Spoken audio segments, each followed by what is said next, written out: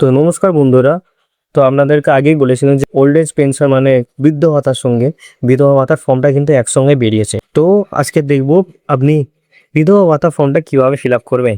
তো চলুন দেখে নিই কীভাবে করবেন। তো প্রথমে এখানে যে ছবিটা আছে affix colour passport size photograph, এখানে কিন্তু আপনার পাসপোর্ট সাইজের একটি ফটোগ্রাফ এখানে দিতে হবে। তারপরে নিচে দেখবেন অ্যাপ্লিকেশন ফর উইডো পেনশন, এখানে পার্সোনাল ডিটেলস, এখানে অ্যাপ্লিকেন্সের নাম যেরকম বলেছিলাম যে এক একটা ঘরে একটা বক্সে এক একটা অক্ষর বসাবেন। যেরকম এটা প্রথম নামের জন্যে, এটা মিডিল নেম মানে মাঝখানে যদি আপনার কোনো নাম থাকে সেটা বসাবেন। আর এটা হচ্ছে টাইটেলের জন্যে, আপনার টাইটেল কি সেটা এখানে বসবে।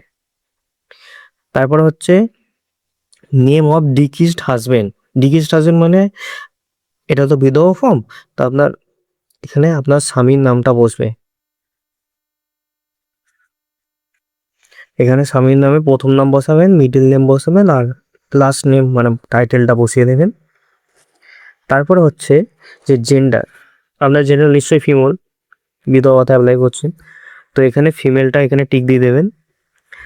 তারপর এখানে আছে ডেট অফ বার্থ, আপনার ডেট অফ বার্থ এখানে প্রথম দুটো ঘরে বসাবেন আপনার ডেট অফ বার্থের তারিখ, তারপরে মাঝখানের ঘরে বসাবেন কোন মাসে, আর লাস্টের চারটে ঘরে বসাবেন কোন সালে, মানে তারিখ মাস সাল, এরকমভাবে ডেট অফ বার্থ বসিয়ে দেবেন। আর এখানে দেখতে পাচ্ছেন as as on 1 January current year 2000 এগুলো দেওয়া আছে। তো এখানে কি বসাবেন যে আপনার 2026 সালের জানুয়ারির 1 তারিখে আপনার এজ কত ছিল, মানে 2026 সালের জানুয়ারি 1 তারিখে আপনার এজ কত ছিল সেই বয়সটা এখানে লিখবেন। তারপরে নিচে দেখবেন যে ফাদার নেম মাদার নেম, তো এখানে আপনার বাবার নাম বসিয়ে দেবেন, যেরকম আপনার নাম লিখেছেন সেরকম আপনার বাবার নাম বসাবে। তারপরে মায়ের নাম বসিয়ে দেবেন। তারপরে আসছে আপনি কোন কাস্টের, জেনারেল, এসসি না এসটি, আপনি যেই কাস্টে হবেন, যদি আপনি এসসি হন তাহলে এখানে টিক দেবেন, এসটি হলে এখানে, আর জেনারেল হলে এখানে টিক দেবেন। তারপরে হচ্ছে মান্থলি ফ্যামিলি ইনকাম, আপনাদের মান্থলি ফ্যামিলি ইনকাম কত হয় সেটা এখানে বসিয়ে দেবেন। যদি আমাদের মান্থলি ফ্যামিলি ইনকাম না থাকে তাহলে এখানে 00 লিখে দিতে পারেন, মানে এক মাসের কত আয়, যদি না থাকে 00 লিখে দিতে পারেন। তারপর নিচে দেখবেন পার্সোনাল আইডেন্টিফিকেশন নাম্বার, এখানে কিন্তু আপনার আধার নাম্বার বসিয়ে দেবেন। তারপরে আছে ভোটার নাম্বার, এখানে আধার নাম্বারের নিচে ভোটার নাম্বার বসাবেন। তারপর নিচের দিকে দেখবেন যে কন্ট্যাক্ট ডিটেলসে এখানে আপনার স্টেট আগে থেকে লেখা থাকবে, ওয়েস্ট বেঙ্গল পশ্চিমবঙ্গ লেখা থাকে। তারপর অ্যাসেম্বলি কনস্টিটিউশন, এখানে যেটা আছে এটা কিন্তু আপনার ভোটার কার্ডের পিছনে লেখা থাকে অ্যাসেম্বলি কনস্টিটিউশন, সেটা দেখে দেখে লিখে নেবেন। তারপর ডিস্ট্রিক্ট, আপনার জেলার নাম, পুলিশ স্টেশন আপনার কোথায় পড়ে সেই জায়গার নামটা লিখে দেবেন। তারপরে ব্লক, যদি ব্লকে থাকেন ব্লকের নাম লিখবেন, মিউনিসিপ্যালিটি থাকেন মিউনিসিপ্যালিটির নাম লিখবেন, আর কর্পোরেশন থাকলে কর্পোরেশন নাম লিখবেন। তারপরে আছে জিপি ওয়ার্ড নাম্বার, মানে গ্রাম পঞ্চায়েত বা ওয়ার্ড নাম্বার, যদি গ্রাম পঞ্চায়েত থাকে গ্রাম পঞ্চায়েতের নাম লিখবেন, আর যদি ওয়ার্ড নাম্বার থাকে তাহলে এরকম নাম্বার লিখে দেবেন, ওয়ার্ড নাম্বার। তারপর ভিলেজ, টাউন, সিটি, শহর, গ্রাম বা কিছু একটা হলে আপনি এখানে নামটা লিখে দেবেন। আর হাউস প্রিমাইজ নাম্বার, মানে যাদের হয়তো হাউস নাম্বার আছে তার হাউস নাম্বার লিখবেন, যদি আপনার হাউস নাম্বার না থাকে তাহলে কিচ্ছু লিখতে হবে না, ব্ল্যাঙ্ক রেখে দেবেন পুরো।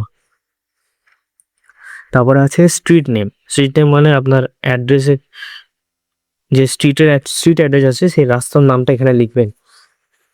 তারপর এখানে পোস্ট অফিসের নাম লিখবেন, আর পিনকোডটা এখানে লিখে দেবেন।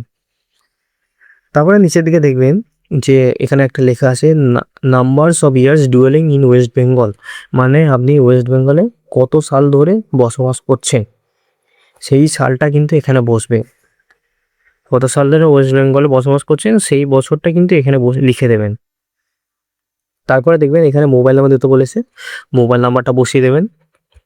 ইমেল আইডি যদি থাকে দেবেন, নাহলে দিতে হবে না, কোনো প্রয়োজন নেই। আর নিচে আছে ব্যাংক অ্যাকাউন্ট ডিটেলস,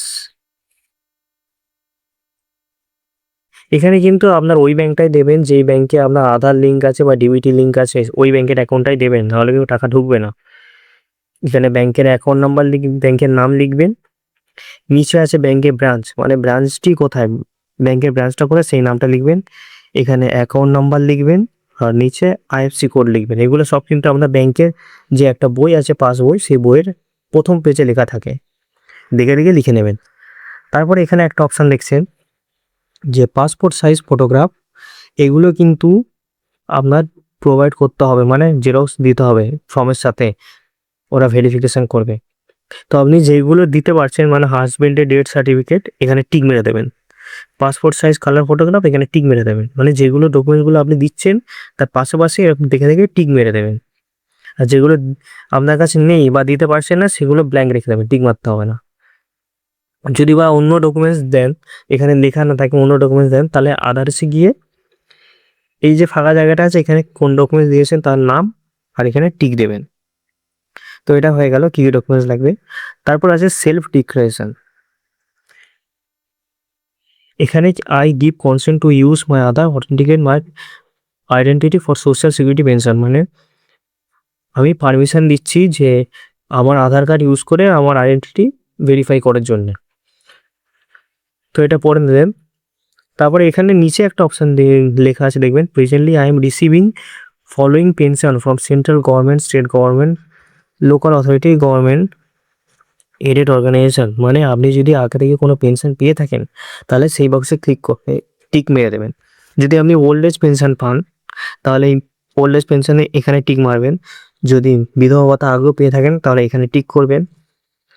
যদি ডিসেবিলিটি পেনশন পান তাহলে এখানে টিক করে দেবেন। আর যদি লোক প্রসার প্রকল্পের টাকা পেয়ে থাকেন তাহলে এখানে টিক করবেন। ফার্মার ওল্ড এজ পেনশন এখানে টিক করবেন, দেখে দেখে এখানে টিক করে দেবেন যে এটা আপনি পান।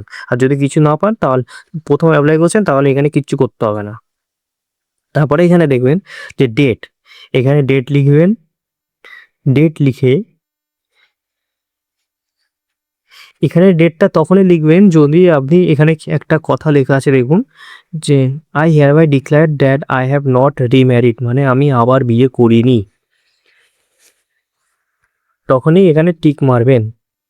টিক মারবেন মানে এখানে ডেটটা লিখবেন, লিখে এখানে সিগনেচার করে দেবেন, ফুল নেমের সিগনেচার। তারপরে এখানে যে অ্যাকনলেজমেন্ট যে অপশানটা আছে, এই পুরো এরিয়াটা, এটা কিন্তু আপনার ফিল আপ করতে হবে না, এটা রিসিভিং অফিসার ফিল আপ করবে, মানে যেখানে আপনি ফর্ম জমা দেবেন সেই অফিসার এখানে ফিল আপ করে দেবে।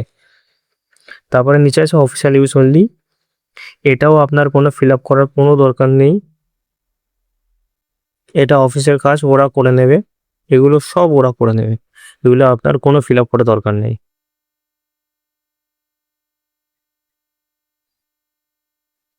এবার এখানে দেখুন যে consent of Aadhaar for authentication, এটা কিন্তু আপনার ফিল আপ করতে হবে। এখানে লেখা আছে I the holder of Aadhaar number, এখানে আপনার আধার নাম্বার বসবে। তারপরে এগুলো পড়তে চাইলে পড়ে নেবে, নাহলে সোজা এখানে নিচে গিয়ে আপনার সিগনেচার করবেন। এই জায়গাটা এই লেখাটার ওপরে আপনার সিগনেচার করবেন, আর আপনার অ্যাপ্লিকেন্টের ফুল নাম, মানে আপনার ফুল নেমটা এখানে লিখে দেবেন।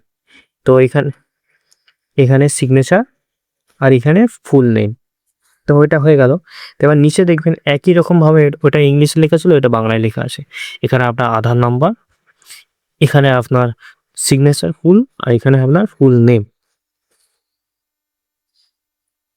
তো আশা করছি বুঝতে পেরেছেন যে কীভাবে বিধবা ভাতা ফর্মটা ফিল আপ করবেন। তো এবার প্রশ্ন হচ্ছে কোথায় জমা দেবেন। জমা দেওয়া হচ্ছে এই যে 16-17 জনকল্যাণ শিবির আয়োজন করা হয়েছে, আপনি চাইলে ওখানেও জমা দিতে পারেন। আর যদি কোনো বছর দিতে না পারেন তাহলে পৌরসভা, বিডিও অফিস, ওখানে যে কোনো টাইমে জমা দিতে পারে। জনকল্যাণ শিবির মাত্র 3 দিন, কিন্তু এইগুলো ফর্মগুলো কিন্তু আপনার জমা চলতেই থাকবে, আপনি যখন ইচ্ছা গিয়ে জমা দিয়ে আসতে পারেন। তো আশা করছি ভিডিওটা দেখে বুঝতে পেরেছেন কীভাবে ফর্ম ফিল আপ করবেন। আর ভিডিওটা ভালো লাগলে ভিডিওকে লাইক করবেন, শেয়ার করবেন ও চ্যানেলটিকে সাবস্ক্রাইব করবেন। তো দেখা হচ্ছে পরবর্তী ভিডিওতে। ধন্যবাদ।